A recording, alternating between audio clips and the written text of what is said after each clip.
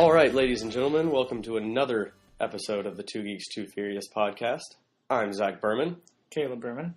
Caleb, are you ready for this? All right. Because I've got a story that's going to knock your socks off. All right, let's hear it. It's a story from February 2013. I heard about it when it happened, and then last week it was making its way around, it was on Tumblr, I think, is where I saw it again. And it's going to capture your imagination like nothing you've read in a long time. The article is called The Mysterious Case of Elisa Lam, and I picked the story from The Vigilant Citizen because it's the most interesting version of the story, and you know why that is. Why? The Vigilant Citizen is a conspiracy theorist website. So it just has, every few sentences, it has like one little bit of spice to make it a little bit better. And I'll point out where those are because they're pretty good. All right. So it starts off and it says, there are mysteries that are so eerie and strange that they boggle the mind for days on end. The case of Elisa Lam is one of them. In February 2013, this 21-year-old student from Vancouver, Canada, was found dead inside the Cecil Hotel's rooftop water tank in Los Angeles. You know what the Cecil Hotel is? No. It's a very shady hotel, and it's incredibly cheap, and it's right outside of Skid Row. You ever heard of Skid Row? No. All right, it's really ghetto. I mean, almost everyone there is homeless, and down the streets are just like tents and boxes. All right. So this is a pretty shady place. All right, it says, the L.A. County coroner ruled the death accidental due to drowning and said no traces of drugs or alcohol were found during the autopsy. However, there is much more to the story than what is implied by police reports. The first piece of evidence that needs to be considered is an elevator surveillance tape that recorded Elisa's behavior only moments before she lost her life. And in the article, there's a link to the video. I've watched the video. I watched it when they first released it, and then I watched it last week, and it's still bizarre. So it's the inside of the elevator. Right. And you see the elevator door open, and she walks in completely casual. And she pushes like 4 buttons and then just stands there, and the door doesn't close. So she's just standing there, and she starts to fidget a little bit, and then she like quickly pokes her head out and looks both ways like there's somebody following her, and then comes back in, and she starts pacing around a little bit and then hides in the corner for a few seconds. Then she goes and pushes all of the rest of the buttons, all while the door still hasn't closed. And then it says in the article, at 1 minute and 57 seconds, her arms and hands start moving in a very strange manner, almost not human, as she appears to be talking to someone, something, or nothing at all. She then walks away. How were her hands moving almost not human? I doubt you ever seen anybody who's like really, really, really high. Okay. They like start fidgeting a lot, and it's like that. But there's no drugs in her system when they found her. Okay. So it's weird. She's out there for like a good minute, just motioning and talking to someone that there's no evidence of anybody being there. And then it says, right after the events of the video, Elisa apparently gained access to the rooftop of the building, climbed into its water tank, and somehow ended up drowning in it. Her body was found 2 weeks later after death. And here's the good part. After hotel guests complained about the water's taste and color. Oh. And then here's one of the little conspiracy things, the little zesty bits that the conspiracy writers add. Right. Then it says, just one word, incredible. And it says, seeing the surveillance footage, most people would conclude that she was under the influence of drugs. However, Caleb, Elisa did not have a history of drug use, and her autopsy concluded that no drugs were involved. When one looks at the context and the circumstances of this death, things become even more mysterious. So I was telling you how shady that hotel is, right? Right. It was built in the 1920s to cater to businessmen to come into town and spend a night or two. But So to bang hookers? I don't know. I assume so. All right, just an assumption. Yeah, anyway, so quickly people started to forget about that one because nicer ones were being built in other parts of the city. So they started, well, because of them being so close to Skid Row as well, they started just dropping the price. Like, you'll hear in a minute, this one guy was living there for $14 a night. Anyway, so as it says here, the hotel's reputation quickly went from shifty to morbid when it became notorious for numerous suicides and murders, as well as lodging famous serial killers. One of which was named Richard Ramirez, who's on death row right now, and he was called the Night Stalker. He was living there in 1985 in the top floor, and he was charged $14 a night, like I said before, and he stayed there because it was already shady, so he could be shady, and no one would say anything. Yeah. And he used the hotel as an easy way to find and kill 13 women. Excellent. And even used the garbage outside to get rid of his bloody clothes. And then there was another one by the name of, I think it's Jack Unterweger. He was a journalist in Los Angeles, and he stayed there. And he killed 3 prostitutes while he was there. And then in the 50s and 60s, it was known as a place where a lot of people committed suicide. In 1954, a woman killed herself there. In 1962. And then there's an interesting one, also in 1962, where a woman named Pauline Otten, she was 27, jumped from like the 30-something floor or whatever. I don't know. No, 9th floor. Where did I get 30? Wow, that's a little bit different. Anyway, she jumped off and landed on a pedestrian. They both died. Oh, jeez. Yeah, and then there was another one of the residents who was raising pigeons on the roof. And they found him on June 4th, 1964, in his room, and he had been stabbed, strangled, and raped. They have no idea who did it still. Jeez. So, here's another good thing from the author that he kindly added here for our enjoyment. It says, Elisa Lam's case is yet another sordid addition to the hotel's history and can lead us to ask, what the hell is wrong with that place? Yeah, pretty much. Now, to get even weirder, Caleb, you ever heard of the movie Dark Water? No. It's got Jennifer Connelly in it. I don't know who that is. She was in Hulk. Oh, okay. She was the girl. All right. What's her face? What's her name? Betty Ross. Betty Ross. Yeah. Betsy Ross. She was friends with the Hulk, and she made the American flag. Anyway, it's a movie about her, but all you really need to know is it involves a murder at a hotel, which causes the water to turn black, and they find a dead girl in the water tank on the roof. This is from 2005. And there's a scene at the end where I've actually seen this scene, but I haven't seen most of the movie because it's not very good. But there's a scene where it's at the very end. There's a dude, and he's trying to get in the elevator, and it malfunctions, and he freaks out a little bit. And then there's a ghost that's there. That's really creepy. Want to know the name of the little girl in the movie? Cecilia. Cecilia? Sort of like the Cecil Hotel. Wow. That's what they were going for. And to make matters worse, right down the street from this hotel, like a month later, they had an outbreak of tuberculosis. And they ran a test on people to test for it. And you know what the name of that is? What? Lam Elisa. All caps, Lam-Elisa. That's trippy. That's the girl's name.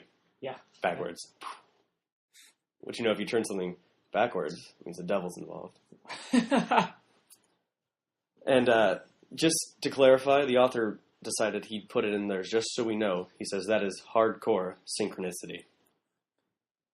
So, Caleb, the LA authorities ruled in June 2013 that Elisa Lam's death was accidental and she was probably bipolar. She was talking to herself in the elevator. That being said, Caleb, some questions remain unanswered. How did Elisa, who is obviously not in her right mind, end up in the hotel's water tank, an area that is difficult to access? By difficult to access, I mean there's surveillance on it, which for some reason didn't work, and it's locked at all times. Access to the roof, you need a key card to get in, or a boop, boop, boop, boop. Yeah, I like a password thing. Password, that's what they're called. So she managed to get up there, and then these water tanks are 8 feet tall. And she was a 21-year-old Asian female. So we're not talking, she's not 8 feet tall. Yeah. And then the lid was closed, and the thing's like 4 or 5 feet wide. So, how did Elisa reach that area? Also, how did she close the water tank lid? And then here's a few more questions that the author asks us. And I think we should try to answer, maybe. All right. What truly happened here? Why are there so many strange coincidences? Why was Elisa Lam acting so strange in the elevator? Was there a ritualistic aspect to her death? Ooh, I think so. I don't think we should talk about that one. That's a weird conspiracy that there all these killings are done in a ritualistic manner for the apocalypse. That was the coolest option you just presented. And why is the Cecil Hotel a hotbed for these kinds of stories? And is there some paranormal stuff going on there involving dark entities? Definitely. Isn't that weird, though? That is trippy. Real life creepypasta. That's right. But Love creepypasta. like, you need to see the video. I might show you afterwards. Yeah, It's bizarre. Yeah, for any of you who want to watch it, her name's Elisa Lam. Elisalam. And it's weird. It's like 4 minutes long. And right after she leaves, the door closes. That's weird. What I think, Caleb, is what happened is clearly somebody there had to be involved because she got onto the roof. And she would have needed help to get in there. Now, she is bipolar. This one it says probably bipolar. She's officially bipolar. Yeah, she's bipolar. Straight up. She's talking to herself. So maybe she was having a bit of an episode and some shady dude who works there was like, I'm going to take an opportunity to this. To like do something crazy. And so he like stalked her, and he knew there was a camera in that elevator, so he stood outside, and he was holding the door open but pushing the button, and that's why she was looking out to see if he was there, and then she even tried to talk to him, and maybe he left, so she walked away. And then he took her up to the roof and hoisted her up into the water tank and let her die there. But it's bizarre. It's super bizarre. Yeah, especially since there's a movie just like it in 2005. Yeah, that's the trippiest part. Yeah, I think the tuberculosis thing's just a coincidence. It's a weird one. So, what's called the Lam, Elisa? It's the test they run. Why is it called that? I don't know. It must stand for something. All right. I don't have any ideas of what it could stand for, but yeah, I read that story at like 2 a.m. Yeah. Watched the video like 3 times. I gotta see that video. You definitely do. It's insanely creepy. Yeah. And you'll see what they mean about her hand movement. She's all like that. And it's a little bit weird, I'll admit. But I'm sure there's some sort of rational explanation. Or just dark forces. Yeah, a dark entity. Yeah. As they said in the article. But you should check out the website too. They have weird, like, what other kind of stuff do they write about? They do reviews for a lot of movies that come out and tell how it has to do with the Illuminati. Oh, that's so dumb. Yeah. But stuff like this, though, it's really, they have their most entertaining ones because they throw stuff in there like incredible. And then here it says, as if she is expecting, and then in parentheses, they use a lot of parentheses, it says, or hiding from. And then they go, talking to someone, something, and then ellipses, or nothing at all. And then in parentheses, almost not human. So it's great to read them on there because everything on that website is some sort of conspiracy. Yeah. And it's fantastic. But, yeah. You like that story? Yeah, it's pretty creepy. I knew you'd like it. I knew you'd like it. Stuff. All right, so some other stuff that happened this week. Did you hear about anything involving Star Wars? I don't think so. There's a few things that happened recently that are pretty important to the Star Wars fans. One thing involves the new movies, and another involves everything. So I'll just talk about the new movies first, because it's pretty quick to get through.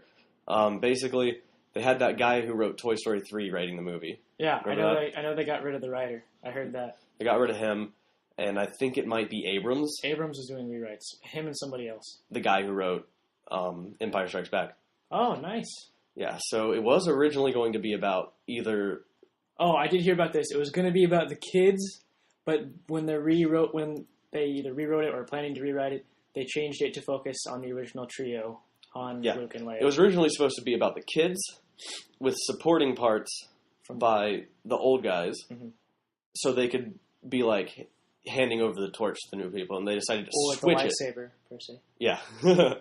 They decided to switch it. So now it's about the adults, with the supporting cast being the kids, and then it'll transition to the other two movies being about the kids. Good stuff. Which I think could be better. Mm-hmm. And then Abrams wants to focus on doing as much in the way they did it in the 80s. So miniatures, things like that. That could be he wants to shoot it on film instead of digital. I haven't seen anything like that in a while. Now, is it official? Have they officially got Harrison Ford, Mark Hamill, and Carrie Fisher? Are they all three officially back on? Yes, as far as I know. All right. Last I checked, it was official. But he's wanting to do it more like the 80s. So, did you ever see Super 8? No. I saw the first half, which is apparently the only good one. Watch that, and you'll see why it's a good idea. Because it's basically like an 80s movie. Yeah. Anyway, the really interesting thing is that there is now a committee to determine what is and what is not canon in the Star Wars universe, which has never happened before. Are they having to take into account the entire extended universe based on the books and the comics and such? Yes. What? Yeah, because apparently, well, they're obviously changing what happens after the original trilogy. Okay. And the new movies. So they've got to come up with what should and shouldn't count towards that. Oh, so they're deciding, like, which books are canon and which aren't? Yes, basically. Good. And they've got different tiers of it. But the interesting thing to me is there is someone who is hired by Disney. It's called the Lucasfilm Story Group.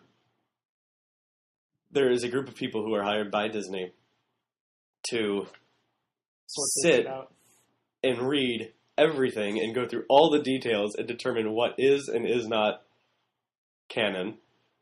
So could you imagine being that guy? That'd be a pretty sweet job, I'm not gonna lie. Like, as far as jobs go, I'd rather sit and read Star Wars books and comics all day than deliver pizzas or sell insurance or... That wouldn't be too bad, but just imagine being that guy, though. So, like, imagine you're, 35, 40 years old, and you have this job, and somebody hits you up from, like, high school, and they're like, hey, we haven't seen you in years. We should all get together, like, your old group of friends. So you're sitting around the table, and you go around, and it's sort of like, hey, what have you been up to? And one guy's like, I work on Wall Street, and another guy's like, I own my own business. Another guy's like, I created a website on the internet that compiles the lowest prices of merchandise and sold it to Amazon for $20 million. And then it comes to you and they're like, what do you do? And it's like, I read Star Wars books. Well, you can be like, well, I work with Disney. I'm on a committee working on the new Star Wars film. It's like, what do you do? I read books and play video games and read comics.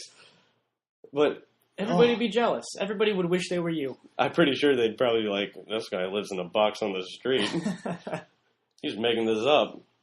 Yeah, that'd be the weirdest job. Nobody would believe you that there exists a job where you have to say, this book counts, and this book, it never really happened.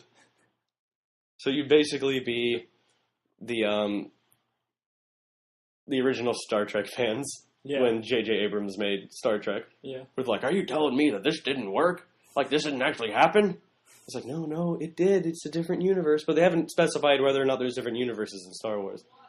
And They better not do that. I don't know. I don't see the big deal about something you like not being canon anymore. Because it's still there. You can still read it. But it doesn't matter anymore. What do you mean it doesn't matter? It doesn't matter. None of the stuff that happened after Episode 6 mattered in the first place. Yeah, I mean, it's a way for people to continue.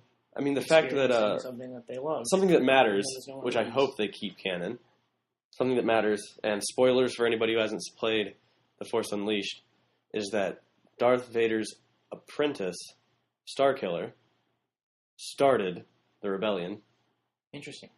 And that symbol, they use, it's like the half circle and then the little thingy in the middle. Right. That's his family crest. Really? Yeah, he was kidnapped off of Kashyyyk when he was young. I don't know what that means. Darth Vader went down to Kashyyyk. What's Kashyyyk, though? The Wookiee planet. Wookiee planet, okay. And he was like, killing all the Wookiees. Okay. Right, and... Wait. Darth Vader went down? What? Darth Vader. The big black guy No. I know who Darth Vader is, you freaking asshole. In Episode 3, when the clone troopers went bad, they killed all the Wookiees. Not all of them. Well, they killed all the Jedi there. Okay, yeah, there's a whole planet full of Wookiees. Alright, we're good. Yeah. They killed a shit ton of Wookiees, but... Yeah, but their target was... Anyway, so he goes down there and he kills all of them. Right? And he goes into this place and kills this dude. This gun motion with your hands, but it's Darth Vader we're talking about here. Well, there's stormtrooper. Okay, so he goes boom, boom. All right. And he kills the Wookiees, and then he goes into this little shack, and he kills this dude, and he's like, kills him. Yeah. And then he goes and he sees that there's a little kid there. The kid's upset, and like some shit happens. I don't remember because that was like years ago, and it's not that good. But he takes the kid and trains him to be his apprentice, and then shit goes down, and the guy's like, I don't want to work for Darth Vader, he's a dick. And so he starts a rebellion with Princess Leia, and then dies. And then comes back in the second one because they needed a sequel to make more money. So, in the second one, isn't it like, so in the first one he betrays Darth Vader, right? And then Darth Vader's like, I need another apprentice. I'm going to clone the kid that betrayed me. Yeah, but they get rid of his memories, but then they start coming back, and then you find out there's a bunch of clones, and it's pointless. There's no story. Like, that's literally the story. And he's looking for the girl from the first game that he liked, who flew his spaceship or something, but I thought she died. I don't know. She flew his spaceship, huh? Yeah. But she did. But yeah, it's the second one's terrible. But they better keep that canon. Do you remember... A couple years ago, you were talking about you were going to write a Star Wars musical. Oh, yeah. How far did you get with that? I didn't.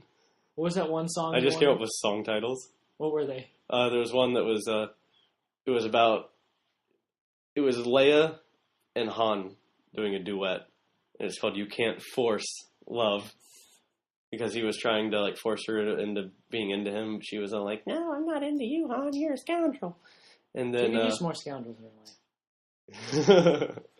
And then there was another one, and it was between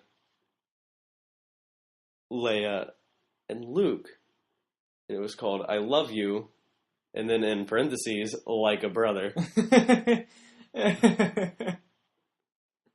Yeah, that's good stuff. And then there were a few more, but I can't remember. But it was going to be sort of a parody of Star Wars, but also a musical, and I should find somebody to help me with that, because that'd be awesome. That'd be awesome. Yeah, and then there was another one I wanted to do, and I don't remember what it was. But wouldn't that be cool? That'd be awesome. Yeah, we could do it and have models, hanging from the stage for chasing, and they're just, swinging around, bumping into each other. That'd be good stuff. It really would be. But, yeah, I mean... Those one guys do it all the time online. Who, Starkid? Yeah, they did the Harry Potter one and the Batman one. Yeah. Yeah. Love that shit. But it would be basically one of those. But I didn't want people to think that it was me ripping them off. What is this? It's that stuff that I was telling you about. Is it? Yeah. I don't know if that didn't... Actually, I don't know what this second page is. So you know Paul Rudd is officially playing Ant-Man, right? Yeah. Well, he is the guy Scott Lang, who is the second Ant-Man, and then they got Michael Douglas. He's going to be Hank Pym, the original Ant-Man. Is he going to be the original Ant-Man, or is he going to be just a guy? I think he's going to be like a mentor figure for Paul Rudd. Oh, that's cool. What... Do they still have what's-his-face directing the movie? Edgar Wright, yep. Yes. Yeah, he's still directing. For those of you who don't know who Edgar Wright is, he's the best. He did Shaun of the Dead, Hot Fuzz, The World's End, and Scott Pilgrim vs. the World. And a TV show that's on Netflix you need to watch called Spaced. It's a sitcom, and it's super nerdy, and it's absolutely hilarious. Okay, I'm trying to skim this really fast so we don't have too much dead air, but from what I gather, they either have casted or are looking into casting Johnny Depp as Doctor Strange. Really? Yeah. I could see that. Yeah, I think that'd be awesome. That'd be pretty cool. Johnny Depp can do anything. Even magic? Especially magic, Zach. Movie magic. You ever seen, what was that one movie he was in? Ed Wood? No. That's magic, Caleb. He plays Ed Wood, the guy who directed Plan 9 from Outer Space. Worst director of all time. Yeah. And Bill Murray's in it. And it's really good. I have it on VHS. I need to get it on DVD or Blu-ray. But he completely disappears in that role. And he's somebody completely different. Yeah. He's Ed Wood. And the whole movie's in black and white, even though it was made in like 94. Mm-hmm. And it's super good. So I need to find that. Like, Johnny Depp, he always does like these weird roles, and he's always acting nuts, or I don't know. He completely turns into that character. Have you ever seen him in interviews and stuff? Yeah. He is such a boring guy. He can be pretty funny, though. He's so boring, though. He's so dull and monotone and just... Yeah. Nothing like you would expect.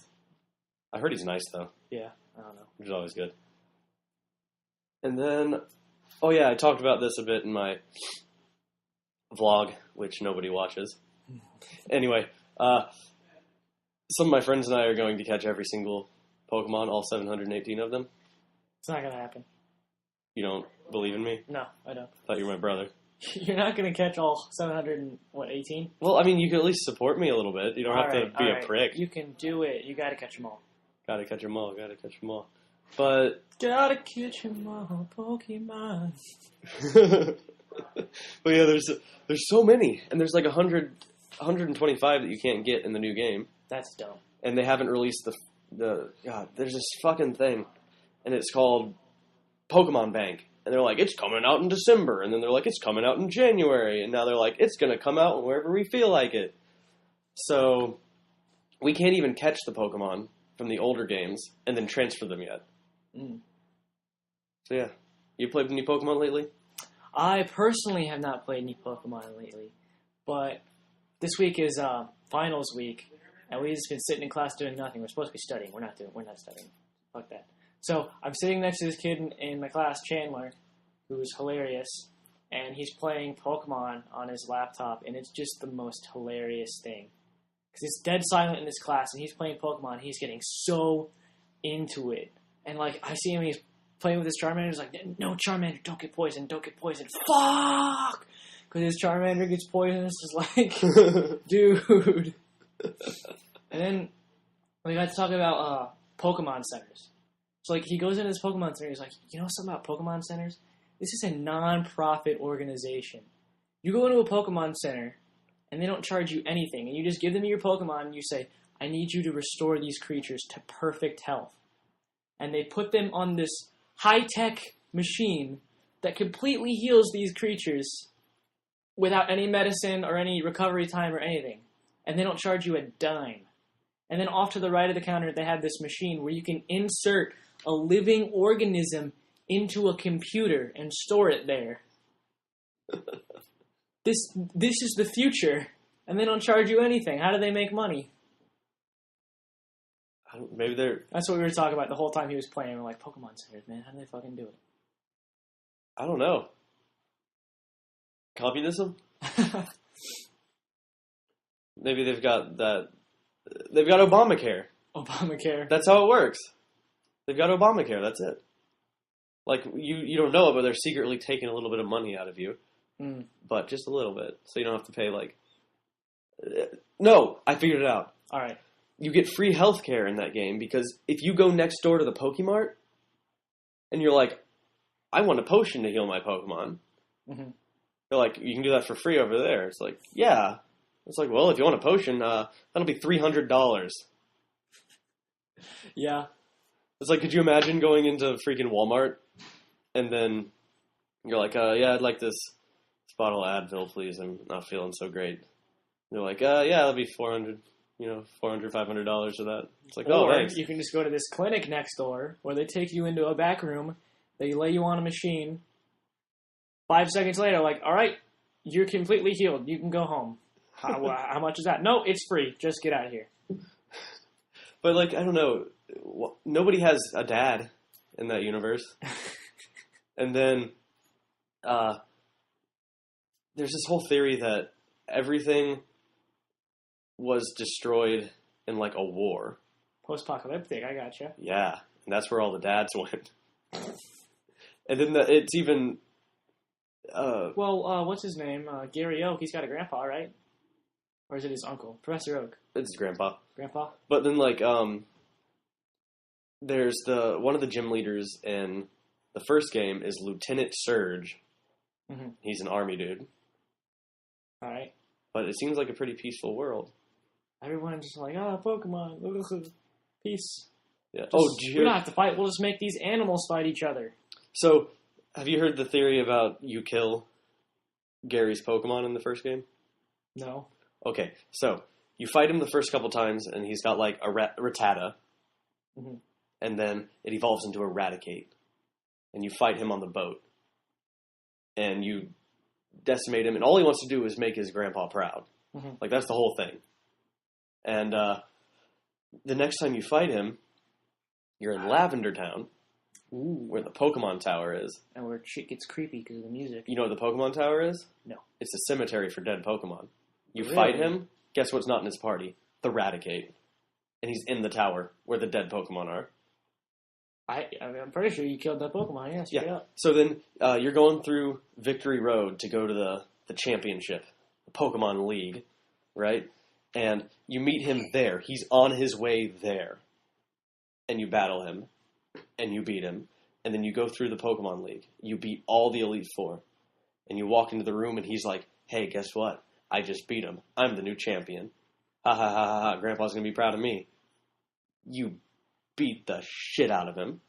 And then who walks in right after you win? You win. You beat the champion, you become the champion. Professor Oak shows up. And he's talking about how proud he is of you, not his own grandson. That's really sad, man. And then the worst part is, you know what?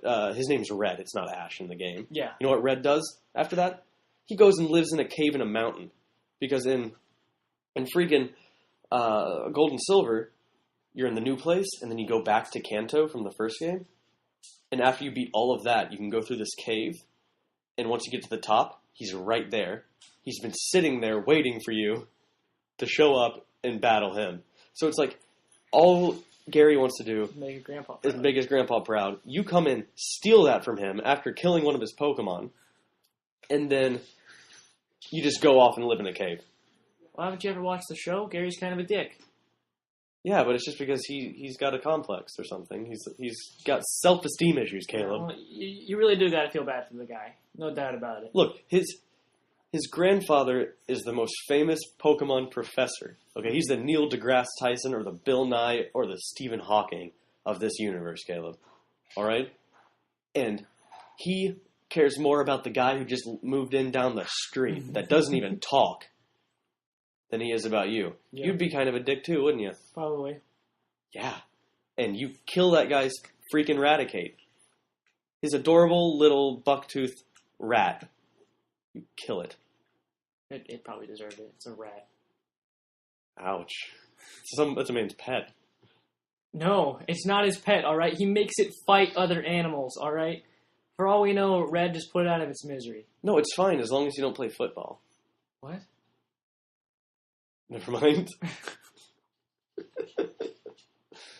Well, nobody... Anyway. It was a dogfighting joke. Oh, okay. I was going to bring up dogfighting earlier. Michael Vick? Yeah, because Yeah. something else me and Chandler were talking about. Why is dogfighting... No, I don't know. I get why dogfighting is illegal. But it's like, in Pokemon, it's like the exact same concept as dogfighting, and no one even raises an eyebrow. They're just like, yeah, we're going to make these animals fight each other. And that's just how it is, and they don't care. They're cool with it. So it's all good. I don't know. But dogfighting is illegal. Because other than fighting, they treat them well. Other than fighting. And they willingly fight. And you say that, but... I mean, the first episode shows that if a Pokemon doesn't want to listen to the trainer, it doesn't have to. Remember Pikachu? Zach, they're animals. They don't know what they're doing. It's not like a conscious decision, like... They can talk. They talk to each other. They're like, Pika, Pika, Pika. And he's like, Bulbasaur, Bulbasaur. Just because this animal, air quotes, agrees to fight for you, doesn't make it right. It's an animal. Its brain's not that big. It doesn't matter. It's still conscious. But anyway, so something else weird is, have you ever watched the old Spider-Man show?